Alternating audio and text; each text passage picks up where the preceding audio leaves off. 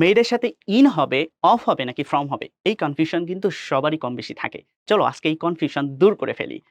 প্রথমত লাস্টের সেন্টেন্সটা দিয়ে যদি আমরা শুরু করি, the chair is made of from in China, কোনটা হবে বলো তো? দেখো একদম সোজা জিনিস।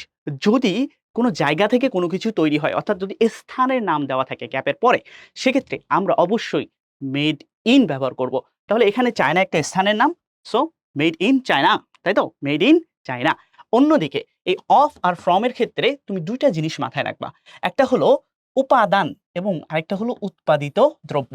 সো আমরা যদি এই দুইটা সেন্টেন্স দেখি তাহলে দেখতে পাচ্ছি উড হচ্ছে চেয়ার তৈরির উপাদান, আর এই উপাদান দিয়ে উৎপাদিত যে দ্রব্য সেটা হচ্ছে পেপার আর চেয়ার।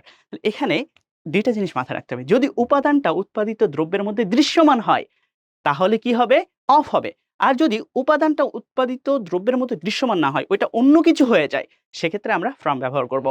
লক্ষ্য করো, উড দিয়ে যখন আমরা পেপার তৈরি করি তখন কি পেপারে উড থাকে নাকি ওইটা অন্য ম্যাটেরিয়াল হয়ে যায়?